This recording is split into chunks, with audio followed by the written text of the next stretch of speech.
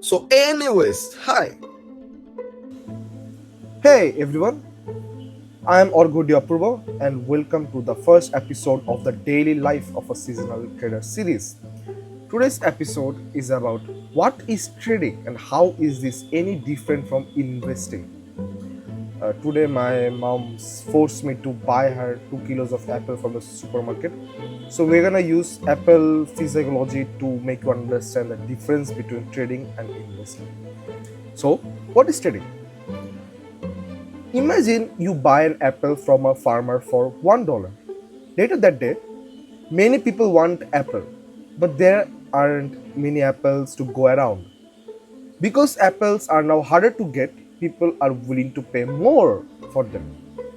You sell your apple for $2. You bought it for $1 and sold it for $2.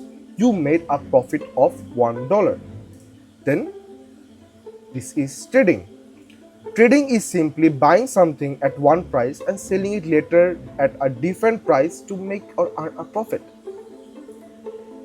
People can trade apples, toys, cards, golds, Pokemon cards, houses, and even shares of companies.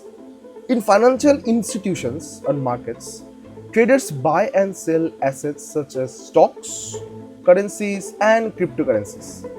Their goal is actually always the same. They buy low and they sell high. How is trading any different from investing? Let's go back to our apple. The trader. A trader buys the apple for $1 because they think they can sell it tomorrow for $2. A trader cares about the price. They want to make money from the change in price. The investor, however, an investor buys the apple tree, but not apple, but the apple tree for $100. They are not interested in selling it tomorrow. Instead, they wait for the tree to grow and produce apples every single year after year. That the investor cares about the value of the tree over a long period of time. They want to make money from the growth. What is the big difference between a trader and an investor?